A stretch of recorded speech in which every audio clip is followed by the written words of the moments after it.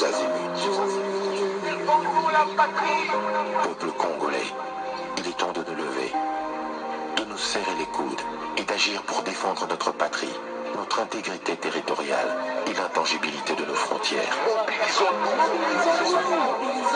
La République démocratique Batela Ekolo, Bendele Koyate.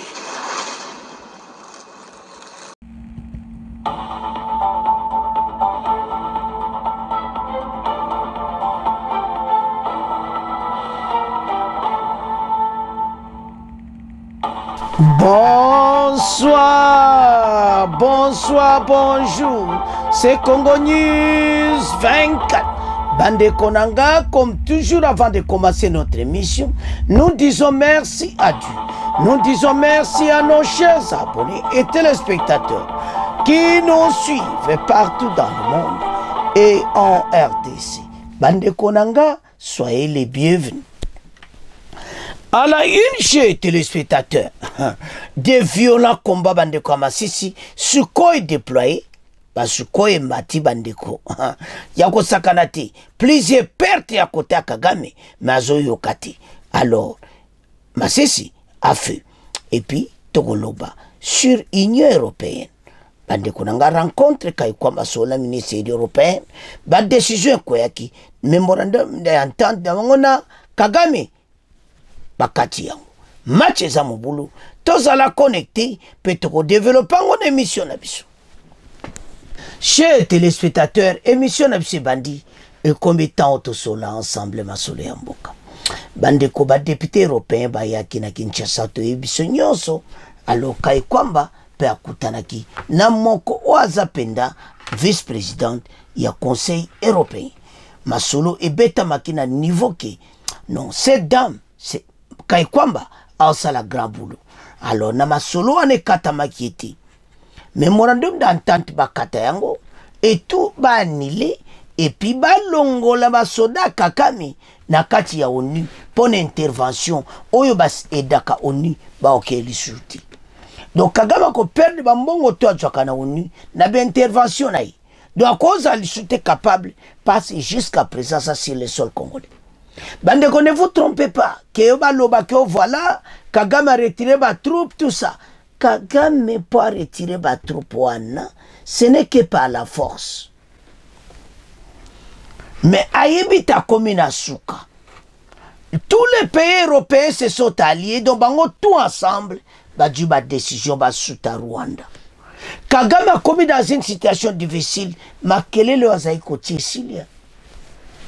Mon ba discours d'endege sil allo ba lisunde ngalo bagati ante ça va congolais que cette victoire diplomatique à RDC il faut se concrétiser na que tout mona mboka na biso za libéré oui nzela na nweza mulai mais ce que nous voulons et que ba congolais nyonso tous à la même voie parce que c'est là où qu'on va vaincre l'ennemi. À l'intérieur, tout ça là-bas. Bitumba, à l'extérieur, les pays menacés. Donc, en tout ça, bon, mon copain, ça se voit. Comment diplomatie et petit massas, la diplomatie peut bagayer Kagame. Mouta comme tu n'as niveau l'ambassadeur des Nations Unies, à comme tu n'as niveau comme la situation difficile, Kagame, Oyokaka, au pied du mur. Parce que vice-président yemo kwa yaki okutana Kaikwamba okutana muto penoyo kakosasa bango yatandaka point par point après sa explication point par point et puis azo montré wapi point zali talabwe bandeko Kagame mao mémorandum ba signé ki ba minéré ba annulé puis ce qu'il a fait. Oui, mine, tinel, timola kapona, coal, biloko bele basala kawana. Partout, te bele basana.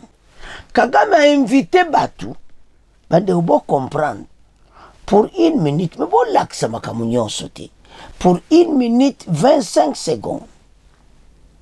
Je répète, 1 minute 27 secondes, extrait vidéo, France 24 à l'axi, qui place mine Kagame zali. Bande oso talo seki olembi. Donc Kagame a comme na suka. Il n'a pas de minerais. Aïbakana RDC. Alors, l'Union européenne a conclu que voilà, memorandum wana ezana tinati. Parce d'abord un, Aïbakana RDC makila batu. Bandeko tala, expert et beli basi ba publia. Kagame n'a même pas dit colton. Toi Aïbaka. Et maintenant, kaka na réunion na Kaikwamba, baju ba décision mususu. Geba réunion à Kaikwamba salamaki avant oya fatu sa me week-end oya. Mo tout ba décider na Kaikwamba, l'air ba yé pas fati, ba yé conclure ba bi voilà. Donc, bah c'est une situation difficile. Alors, maintenant, Marini, ou un député européen, bah ça, beaucoup d'en a fati, bah publié officiellement.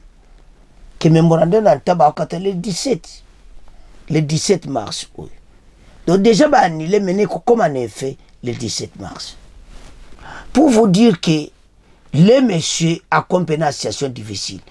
Bah, on va te dire, doute. Est-ce que vraiment, l'Union européenne a quoi annulé le memorandum? D'abord, le memorandum, il ne fallait même pas signer en haut. Mais parce que ces Européens sont naïfs, bah, on a clairement la situation en question. Bon, bah, tu as intérêt là-bas. Et ils avaient même signé le même memorandum avec la RDC. Mais on n'a pas compris. Ils sont partis encore signer avec Kagame. Mais ça qui pour nani ba pesa Kagame crédit. Crédibilité mobo qui Kagame n'est pas en minéré. Mais voilà comment tout le monde croit. Et maintenant la RDC une victoire diplomatique. Ma solo betame kitoko Kaikwamba vraiment solo total. Le mémorandum d'entente sur les minéraux stratégiques de l'Union européenne avait signé avec le Rwanda qui agresse aujourd'hui la République démocratique du Congo. Il doit être simplement annulé car dépourvu d'une traçabilité réelle et provient des zones de conflit. Cette déclaration est faite ce dimanche à Kinshasa par une délégation de députés européens conduite par Thierry Mariani. Donc, va vérifier peu lobby et puis avant ba député bakutana Fachi, vice-président bakutana Kaikwamba. Kunande pas ma solo pene beta ba. Au représentant pour les affaires étrangères et la politique de sécurité et vice-président de la Commission européenne, Okaleta Koja Kalas. Les échanges ont porté sur la détérioration de la situation sécuritaire et la tragédie humanitaire qui prévaut à Goma suite à l'agression rwandaise face à l'inefficacité des condamnations habituelles. La ministre d'État a insisté sur des mesures fermes de l'Union européenne contre le Rwanda. Révocation du statut des pays contributeurs des troupes. Yaouni, c'est-à-dire statut bakena troupe à ONU et Longwe. Embargo sur les exportations de minéraux étiquetés comme rwandais et puis les sanctions ciblées contre les responsables politiques et militaires rwandais. Et maintenant, Thierry Marini, après Masolona Fachi, à Boakimbom, Bandeko Otala, ce dimanche, a expliqué, Bamonete et commettant, Oyo, ces messieurs, adjoint, embargo naïe, peu Masolona ici là, parce que t'as bateau yo basakani mingi. Alors maintenant bangote basi osola mokonza mboka maintenant ba monete et comme temps il y a ba décision quoi Kagame c'est fini pour na yo. Alors sans plus tarder toyo ka ba décision peut développer ma solo. Le mémorandum d'entente sur les minerais stratégiques que l'Union européenne avait signé avec les Rwandais qui agressent aujourd'hui la République démocratique du Congo doit être simplement annulé car dépourvu d'une traçabilité réelle et proviennent des zones de conflit. Cette déclaration est faite ce dimanche ici à Kinshasa par une délégation des députés européens conduite par Thierry Mariani. C'était à l'issue d'une réunion stratégique avec le ministre du Commerce extérieur et ancien gouverneur du Nord Kivu pendant 12 ans. Julien Paluku Kaongia a présenté aux députés qui siègent au Parlement européen les causes principales de l'instabilité à l'est de la RDC pendant plus de 30 ans, dont le pillage systématique des minerais et la destruction du tourisme congolais. Alain Irung. Le Conseil européen va concrétiser les sanctions prises contre le Rwanda, a déclaré le député européen Thierry Mariani. Nous, on est satisfait que désormais le Parlement européen ait pris cette décision sur les sanctions. Il reste maintenant à la faire appliquer par le Conseil européen, ce qui devrait être fait, j'espère, à partir du 17 mars. Au nom du gouvernement congolais, le ministre du Commerce extérieur a plaidé pour que tous les minerais exportés par le Rwanda soient déclarés minerais du sang et que les unités rwandaises ne soient plus acceptées dans les opérations de maintien de la paix de l'ONU. Julien Paluku Kaongia. Il est inconcevable que l'Union européenne, qui est respectueuse de tous les principes du droit international, puisse continuer à considérer le Rwanda comme un partenaire crédible, alors que c'est à travers le versement du sang que les minerais sont extraits dans la partie est de la RDC. Les députés européens ont condamné les graves violations du droit international humanitaire commis par le M23 soutenu par le Rwanda. Chers téléspectateurs, Tolandi Bissonyos, député Mariani Oaza Akuzao conduire Bango a expliqué que memorandum ne faut pas annuler. Kagame yibi bani minere. Bami beko koi. Osomona. Tala. Diplomatie eza moko ba arme. Oyo boko sili se ennemi mbala moko. Voilà. Banile yango et puis ba publier le 17 oyo.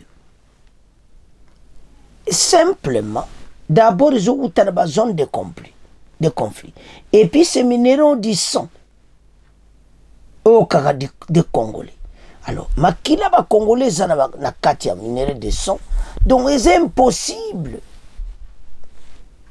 Alors, Kagame a commis une situation oyo. Makele le to azakoti a commis Maël Sili. Il est cruel totalement. Alors, les Européens yo comprendre, ils se basangani bango tout. Et à la niveau ya Royaume-Uni, bango tous les Européens yo comprendre tetato asamutumabe. Mais voilà ta oye jipoboya koyebaye. Grâce à cette diplomatie, oyo ba konzi ba pesi maintenant et on le connaît maintenant. Et c'est fini pour lui. Et en plus de ça, ba équipe nyonso comme Bayern Munich, Paris Saint-Germain, Arsenal, ba équipe nyonso minene wana, oyo bazomi ma visite Rwanda, baza ko annuler yango ezolongwa. Tale pas diplomatie ke. Et M. Kagame azali komona ngo na ebité, maintenant amoni pene comme réalité. Bato basakana biso bana mboka. Talato sabino que la situation tout ça à l'est. Et c'est à cause de ça. La guerre continue. Donc débordement est tellement macasse, il faut qu'on massacre Sukhoi. Allez bombarder Bango. Mais toujours à la deuxième point. Alors, si tu es sûr toujours vivre la RDC et comme ils sont à Congolais à comprendre. Parce que les pays maintenant sont aux juifs. À l'intérieur et à l'extérieur, ce gouvernement a sa l'effort. Et maintenant, qu'il n'est plus loin. Et puis en faisant cela, tout le monde va préparer son armée très bien. Basomba ba arme ma casse parce que M. Kagame oh nyon saute pas au salaba sanctions et tout ça. Oui, c'est bon. Mais ce monsieur n'écoute que les armes. Kalandenge ba soldats rwandais bazo boma wa congolais na Bukavu na Goma. Des tueries impossibles. Hein? Et ça le quoi ba chante do bazo ko boma. Baza sous leur contrôle. Vous comprenez que bato ba ina kati hôpital à Goma. Et la semaine passée, lundi au cours. Ba leki na kati hôpital à Goma. Ba zu batu nyonso ba iba malade ba sodo ba kina Bukavu ba zu ba pota. Ils ont parti les achever. C'est beau comprendre. Le lobata moanite na ba soda na ba malade tout ça ba memi ba. Voilà comment ba terroriste oyo fatia ko négocier na bango te. Et maintenant la communauté internationale va penser fatia raison. Ba lui ba crime zo sala impossible. Mais l'autre au senga que tu comprendre. que ces pays, et un pays n'abissou. Il faut tout vaincre cet ennemi, tout gagner la guerre. Et voilà. J'en ai ça, Congolais, levons-nous ensemble pour ces pays. Tout bengana cet ennemi. Ouais, se déranger mboka de so tamoulaï. Mais, et comme étant. Alors, banamboka. Donc, comment tu as première partie nabino? Memorandum va signer qui va minérer annulé. Kagame au pied du mur. Donc, comment qu'il y a un deuxième point? Deuxième point, c'est que bandeko de violents combats à Massissi. Bango banga ba percer vers Walikale. Walikale ezana ba minera ko sakanati. Farde sa so bundatine énergie suprême.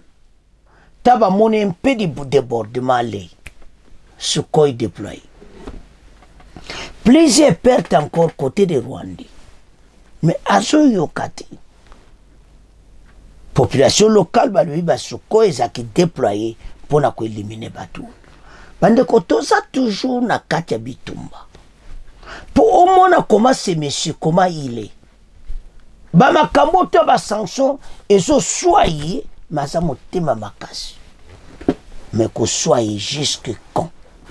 Jusque quand ce monsieur a commencé à baisser, alors non, enough is enough, let me go. Mais à côté Kati, il va continuer à massacrer. Alors, Fachi a raison, à ne pas négocier avec ses pantins qui viennent chez lui, non pour leurs propres problèmes, mais les problèmes de leur patron, Kagame.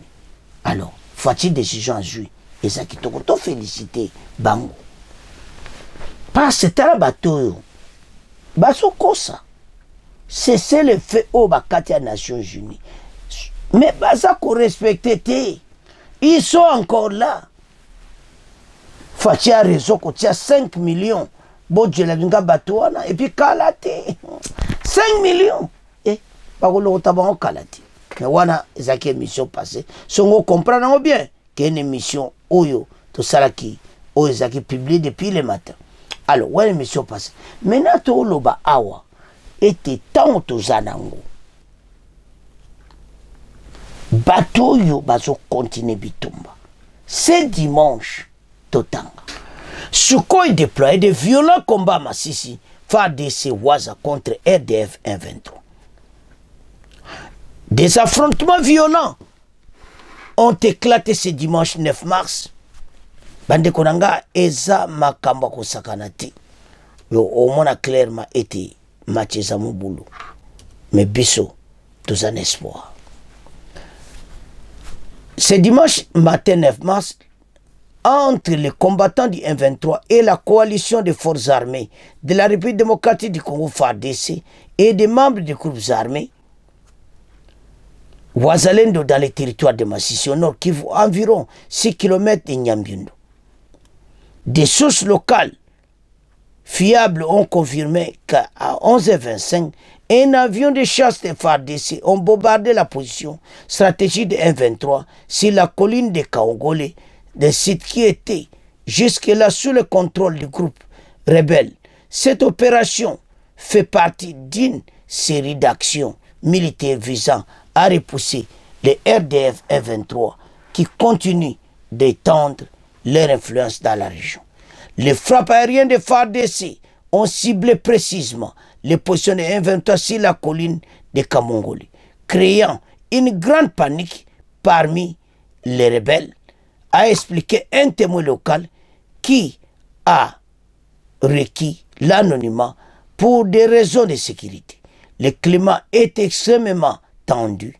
Nous avons constaté des tirs d'artillerie près de la base des Médecins Sans Frontières et une intensification des combats autour de Nyambiondo. La situation est catastrophique pour la locale sur la colline de Yeke Kanyimbi, qui donne la localité Bouama. À l'espace de quelques heures, les violences se sont progressées dans d'autres zones clés, sémant la terreur parmi la population de la région. Les autorités congolaises, quant à elles, intensifient leurs efforts pour contenir la menace des M23, tout en cherchant à limiter les conséquences des violences sur la population civile. Faire des sens à limiter les dégâts. Mais choisissez. Kagame et ses hommes n'écoutent que les armes. Il fallait seulement les bombarder. Et voilà, Ndengema Kamangweza. Bandeko, ces messieurs ont une situation difficile. Bango bavandi kuna na bakiti na bango. Bango na batindi armée. Na bango bakene kokufa. Kagame s'en fout. Baokufa pe bakosila. Alors, voilà la situation où tozanango na katamboka na biso. Mais toujours senga ba Congolais totalement pour l'intérêt ya mboka. Et nous allons vaincre cette guerre qui nous est imposée par l'armée rwandaise. Voilà Bitumba où tozanango. Tout développer ma solo. Bandeko, malgré les sanctions ezokomata, Kagame a continué Bitumba. Bazana Masisi. Et puis, bazoluka ndeni okende walikali. Toko permettre bangoti. To senga na armée bobunda. J'ai ce sacrifice suprême parce que de fait le but que Bitumba est poli. De fait et Bitumba moko o eleka ki ona Goma na Bukavu mais totalement pour l'intérêt du pays. L'ennemi a koyeba clairement que maintenant et comme étant atika. Faut qu'on l'acsaye, qu'on pète biloko moto, sukai ndenge beti sukoi, donde bazawana, suko 25 nyeki bamba kufibele. Mais bako tika koloba ngoti. Donc, mission na bonzaka toujours kama banga. Voilà comment les gens meurent. Mais le président rwandais continue sa route. Aoke nangoti wapi. Mokonia Woloba Kenatiki avec des menaces seulement, avec des bombardements contre Kagame. À cela, à quoi répondre Katiki. Mais ceux qui ont le Wakana Mounoko, ils ont choisi diplomatie et la victoire totale. Mais ils soit présent Kagame, mais à ça qu'on résiste. Parce qu'ils n'écoutent que les armes. Alors, bon, ça armée. Ba Congolais, bon, ça roule. Nous avons en face de nous une menace totale. Où Balanga va balkaniser le pays, Balanga va diviser le pays, mais tous à la prudence. Parce que Ezaka biso moko ba utiliser. Comment yo mutoli mboka non pour télémpéri ko comme na yo o soi-disant rébellion contre mboka. So talipe makambango mawa. Alors que waneze le côté. Problème munene za agenda caché à Kagame. Pourquoi bino bozoya ko bundana pays na moko? Après des mensonges. Agenda caché na bango. Oyo bazana besoin ka ba minéré ba comptable ko tout bateka bazwa mbongo. La richesse, les peuples congolais continuent à mourir. Alors nous devons mettre fin à tout cela. Comment? Une armée forte, des jeunes bakota armés, Tobunda jusqu'au sacrifice suprême, et ces messieurs à concéder. Mais ceux qui ont bunda ils ont la mao. Alors, Bandeko, voilà la situation des commis. Le pays est tellement menacé. Congolais ne se foyer baqué. La façon dont nous sommes menacés, il faut bien tellement pour l'intérêt de Mboka. To bengana ces messieurs. Ils ont ça la mawa à tel point que Batumusoso, s'ils comprennent ou pas, que si aujourd'hui, bateau va me kabola, batu est wana to komi, mais bateau a besoin soit comme esclave, on tue comme banyama. Talaka na goma kana, butande bazoboma. Ça va vous faire du mal. Quand je vous demande ce soir, mettons-nous ensemble, lèvons-nous contre ces flux, contre Kagame et ses hommes, et nous allons dominer, nous allons gagner cette guerre. Mais ce n'est que dans l'unité que cela peut se faire. Mais ce n'est pas une moutamoutou comme ça. Alors, et on doit être congolais. Et tu m'as vivre oyo. Ces messieurs à vivre yango. Mais là, ils ont une division.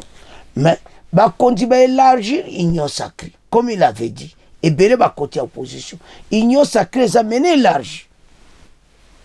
Mais présidium est comme il a 40 membres. Bah, élargi présidium. Où est ça? Bah, l'union soit pas chez un parti politique. Yango, il faut toter ma casse ensemble. Dans cela, c'était l'année malin. Mais, bah, opposition, soi-disant, les Katumbi, les Fayoulou, et tous ces gens, Fayoulou, il n'est pas Jean-Marc Kaboun. Jean-Marc Kaboun a salué la sortie médiatique. Mais, vision à Bango, en tant qu'opposition, zani, à la bouche, que le pays est attaqué. Mais, si on tourne derrière, allez, Bitumbe, vous continuez à menacer le gouvernement. Non. Tant ils attendent de menacer le gouvernement. Et attendent de discuter contre le président Félix. Et ils attendent de discuter contre Kagame. Il est temps de vous lever les opposants. Ce monsieur a des sanctions. Mais ce qui les loyaux, bino tout pour comprendre pour attaquer bino votre opposition. Et ça m'a parce que si on a battu PPRD, on va signer avant côté Kagame. On va signer. C'est pour ça qu'ils ont été c'est lundi ils ont tout l'auditoire militaire. Ils ont convoqué battu PPRD nyonso. C'est parce que Bango baza ko attaquer les pays à l'interne et l'externe où ils ont salamakuna et les pays avisés et mal vus à cause quoi des individus. Ben terrain à Bango d'abord, la RDC après, et Zamabi. D'abord la RDC, après Makamousous. Alors, Baramboka, voilà le dossier Neza, mais ces pays, tu vas gagner guerre ou you. Tu vas benga cet ennemi, et tu vas la victoire. Parce que nous avons tout. Mais ce que nous manque, c'est l'unité pour vaincre l'ennemi. Alors, Baramboka. Comme on a fait mission, vous continuez à s'abonner, vous partager. Au revoir. À la prochaine.